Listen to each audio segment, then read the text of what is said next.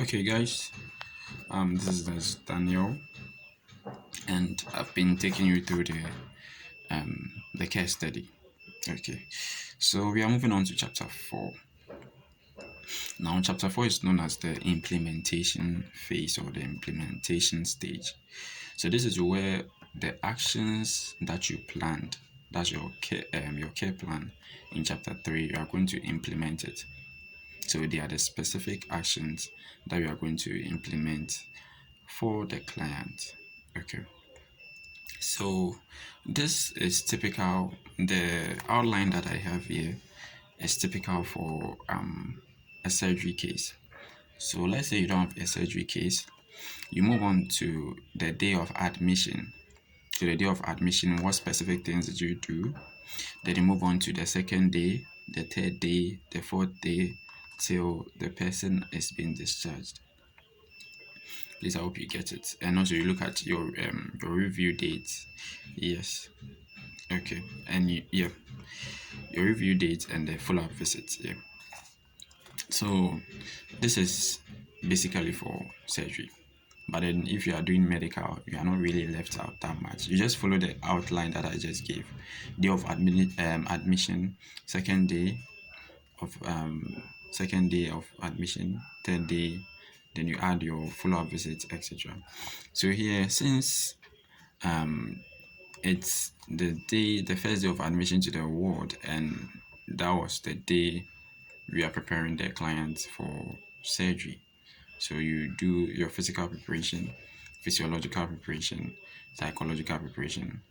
If the client is not going for surgery that very same day, you do admission. So you write the day of admission, what you did for the client. But if it's an emergency and we are preparing the clients for surgery, then you just go straight to these preparations. I hope you get me. Okay, so psychological preparations, the mind or the brain physiologically are going to look at how the system is functioning, urine output, etc. Okay, then you look at immediate post-operation care. Then first day post-op, second day post-op, third day, fourth day, till the number of days you nurse the client. Okay, so day post-op, yeah. Then you look at discharge, continuity of care, home visits, and follow-up visits. Okay, so let's move straight to chapter 4. Let's see what's happening.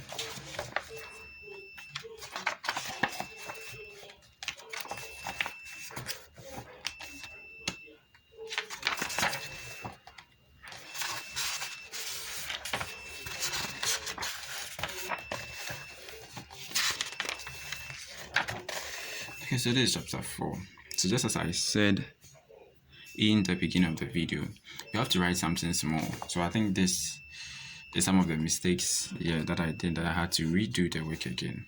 So you write something small about this. So the chapter 4 is known as the implementation phase. So you write chapter 4, then implementation somewhere beneath it. And you talk small, like you do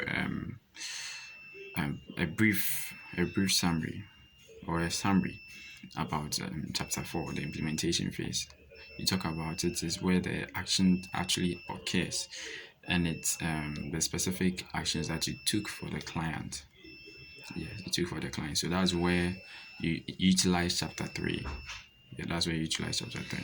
So for surgery case, you have physical preparation, where you shave the sides, you help the client to bath, yes, and etc. You apply antibacterial lotion to wear the sites for the surgery.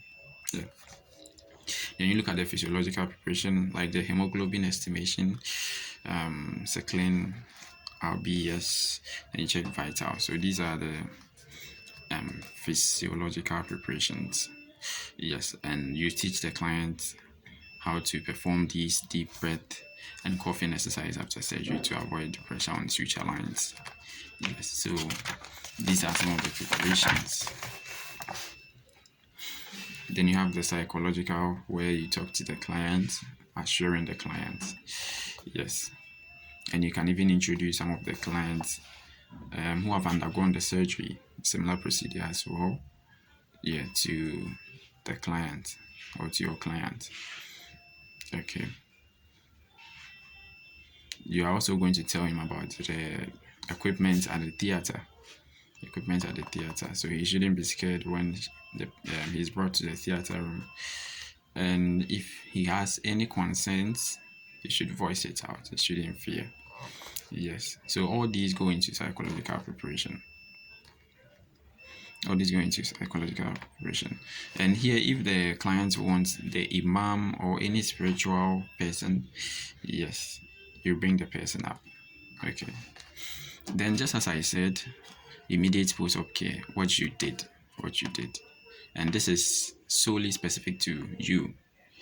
Now, I haven't told you this. When I go or when I get to the hospital, I get or I have this small book that I write the things I did and the time and the specific times, the date, yes, and what I did for the client. If I drain a urine bag, I write it, etc. So you can copy that, you can emulate that into your case study, and it becomes easy. Someone will say, why am I going through the pain, going through all this? You might get a case and you don't have a grandfather. How are you going to go by it? So understanding how it runs and how it works will be very helpful to you. And in that way, you can use another case, maybe you are treating diabetes, or you are treating a different surgical case, and you have malaria. With this idea here, or with this knowledge here, it can help you go about numerous things. I hope you are getting me. Even though I'm looking at a surgery case here, I'm trying to imbibe a medical scenario here. So with the medicine, you don't do those preparation for surgery. No, just do your day of admission, what you did, the second day, the third day, up to the day the client is being discharged, so the discharge day, and you do your review and your follow-up visits. I hope you get me. Yeah. So basically that's that. Immediate post-op care. What did you do? So here, you can bring in what the doctors were doing, and even if another nurse did that, you should record because it's your client. I hope you get me.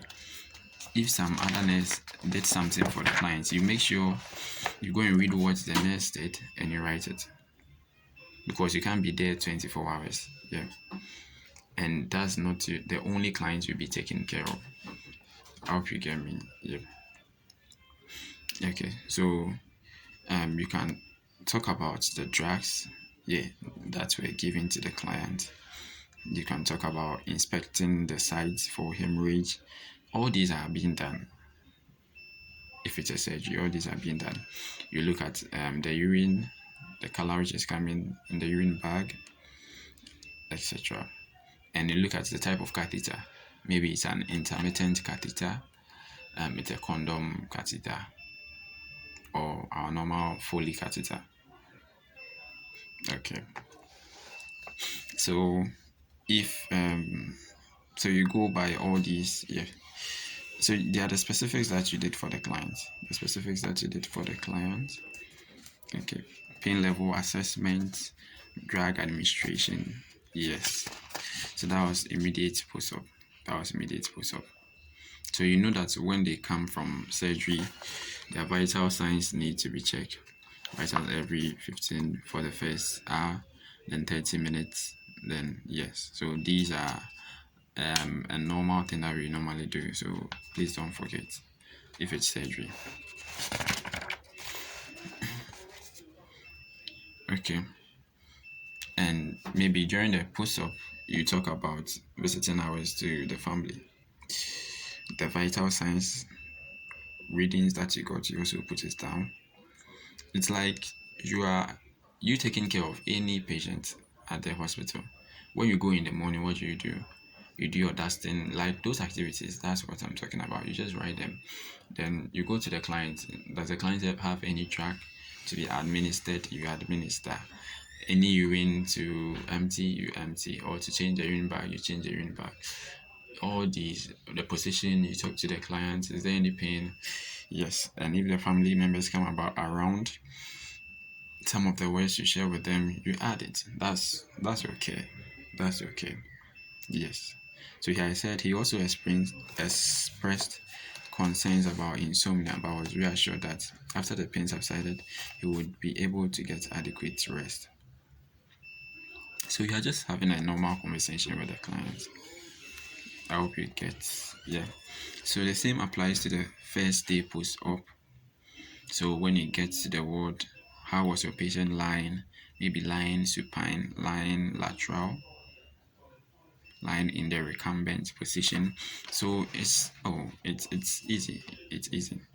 The only thing here is that you type a lot of things. Yeah, so chapter 4, you'll be typing more. Yeah, you'll be typing more because it's an activity. It's an activity. You look at the physical state, you look at what you did for the client, and look at what the client was even saying. So you let me read something small here. Mr. AFK lamented not getting enough sleep the following morning due to discomfort. He received a guarantee that steps will be taken to ensure he got enough sleep. He received assistance with his bathing and oral hygiene. He was prompted to get out of bed. So at 10 a.m., his vital signs were examined and noted as follows. Then you write the vital signs. Then you follow the doctors during the ward round. So during the ward rounds, there's a mistake here. You don't write the doctor's name in full. Yeah, you just initials. So Dr. BA complained. Okay, so he complained to Mr. Dr. BA of abdominal pain and was making it difficult for him to have a good night's sleep, and he was reassured. The incisional site was observed. Normally, the doctors during the ward rounds they observe, and you look at their orders. So here you'll be working strictly with the doctors, their orders, and etc.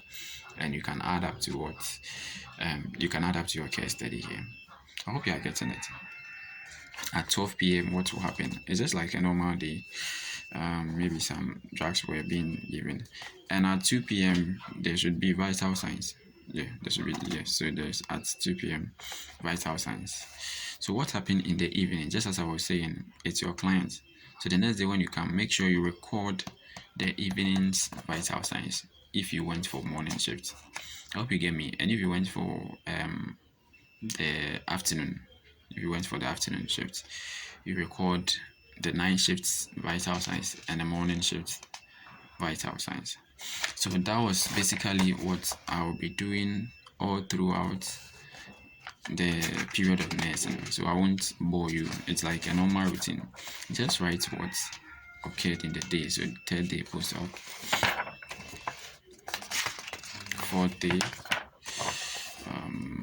So you record vitals, you listen to the clients complain, and you'll be doing fine.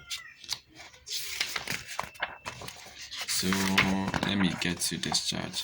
So I'll say something there. Yeah, preparation of patients and family for discharge.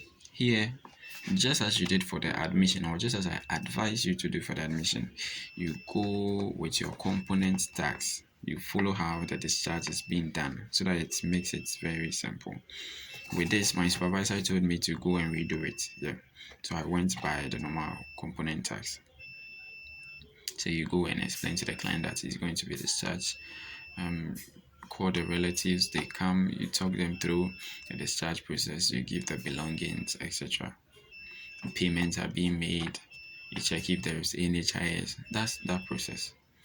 I hope you get me. So follow the normal discharge process. The normal discharge process. Okay. So now let's look at something else. Continuity of care or home visits. It's another section on its own. So home visit are you just going to the client's home and ensuring that the home environment is safe for the client to return. Okay, so these visits aim to ensure continuity of care after discharge from the hospital. During follow-up visits, the nurse can pinpoint any issues the patient had at home or while taking medicine. So your first home visit, And just as I said in my other video about questions normally asked, the first home visit is taken whilst the client is at the ward or is being admitted. So you go, you greet the client, whatever happened, you just describe it. This is like a descriptive essay. You describe what happened. But you make sure you check their washroom, their living room, yes, and look at any signs of danger, or anything that can pose a threat to the health of your client when he comes home. So you just look at the surrounding. If there are bushy areas, yes, that's the house. And after looking at the house, you go around and see if there is any health facility around, any pharmacy too around. Okay, so that's basically it. So I said my clients live in a 3-bedroom self-contained house, and the house features this and that. The house, it's just describing. I hope you catch it. It's just describing. That's the first home visit. The second home visit, so during the second home visit, the client has been was discharged. So I I went there and take a look at how he was faring, and the aim was to remind them of the review date, and evaluating the client in response to the drugs. So that was the goals of the visit. So I just made sure my writings centered around the goals. Okay. So when you go there, make sure you inform them of the review dates, how they are faring, how he's eating, and all that. So that's the second home visit. And just as I said, we make 3 home visits. Like the review day is the day where the doctors or the doctor taking care of your client tells him to come back so that they can see how he's faring, and we normally remove the stitches during the review day. So I met my patient here, and I made sure the patient's folder was taken to the consulting room to see the doctor. After being retrieved from the records room, the patient was satisfied healthy after the examination, and the doctor instructed him to continue taking his medication as prescribed, and whatever prescription that was given to you add, then you see your client off. Now the third home visit is the last home visit. And this one too, you go to check how your client is faring, and you can even check the site, the surgical site. If it's a medical case, you just go to check how your client is feeling, if the client has any complaints. So medicine is a medical case is quite easy, quite very simple. Okay, and any feelings, and maybe during the third home visit they normally give you some gifts but with my clients I didn't take any gifts from the clients. She was really insisting, but I told him he should bless me, she should bless me instead. So that's that, and you are done with chapter 4. So chapter 4 is implementation phase. So to summarize everything, and that's where the actions you said you'll be doing in chapter 3, you implement them. I hope this makes sense. And it has been as Daniel, and I'll see you some other time.